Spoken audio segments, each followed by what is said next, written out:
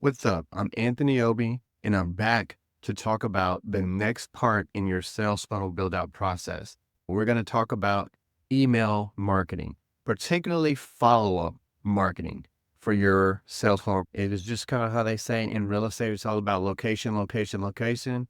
Well, in sales, it's all about follow up, follow up, follow up. You have got to have a strong follow-up game if you plan on maximizing the response.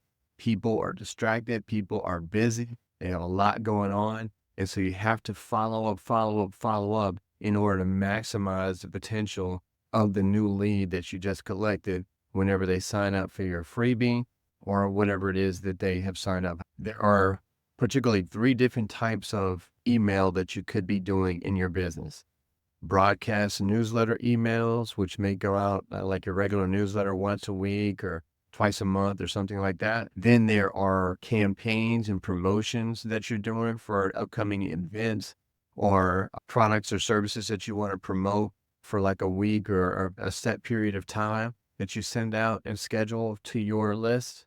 And then lastly, there are automations that are set up based on somebody coming in on your email list. So we're going to talk about that last type of campaign, follow-up email campaigns that are relevant to people who just sign up on your list and they're now in your appointment setting funnel, they're now in your sales funnel. So typically with these types of campaigns, I look at doing anywhere between 7 and 10 or 12 emails. All right. And I want those emails to be set up to go out over the course of 1 to 2 weeks. I want to get people while they're hot and heavy, when they just came in, but I also respect and understand the fact that they may have just met me, just learned about me. And in some cases, you should be at the top of your funnel doing lots of content and lots of advertising to get in front of and build that know, like, and trust factor with your audience on the front end, because then they're going to buy quicker on the back end. But for those people who just hear about you off of, one piece or 2 pieces or something like that, they may have seen online and they come in, they may not know you as well. So you're going to have to do the same job that you're doing on your sales page. You're going to, which is to tell your full story. You're going to have to re-emphasize that story. I've done a lot of work in building out a sales funnel, starting with a big idea, value proposition, um, letting them know the science behind the product or service that I'm selling, sharing proof and testimonials and case studies. I've done a lot of work in making a strong call to action and all these other pieces that I've put into the sales letter. Now I can just leverage all of that work in my email campaign. And you can do that by just thinking about the from top to bottom of a long form sales page, picking out different sections of that to use and utilize for your emails.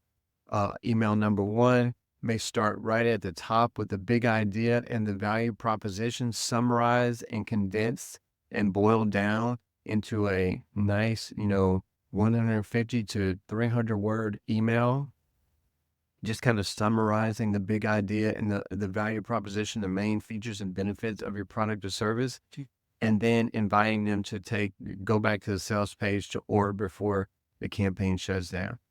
Then you definitely want to include a lot of proof in your campaigns, in your email campaign, follow-up campaign. So you definitely want to include a testimonial in as many emails as you possibly can, a case study expressly used for one of those emails that you send out. You want to emphasize what differentiates you from the rest of your target audience in one of your emails. You want to feature page results and remind them of what could be on the other side, what's possible on the other side. If they take action now, the results they can have in 30 days, 45 days, 6 months, a year from now, where they can be if they take action now. And you also then want to, take a little stab there and let them know the pain they're going to continue experiencing if they don't take action. So that's one email. Whenever you look at email, you want to focus on one message and one action per email. I like them to be anywhere between 150 and 300 or so words per email.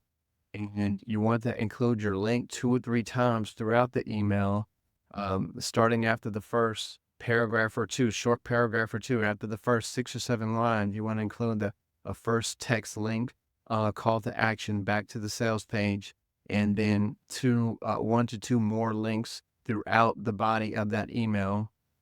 Of course, you got to focus on subject lines to get people to open up the email, benefit driven, curiosity driven, subject lines. I would be sending out an email every day. Especially in the first week, you want to send out one every day.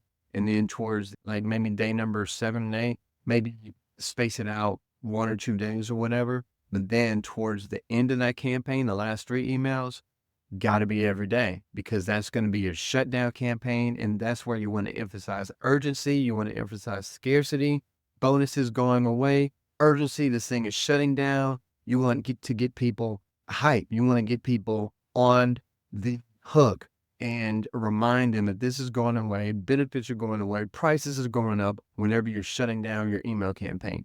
So that's what you do towards the end of the campaign. And I think that this is going to be a really good. Hope you enjoyed this.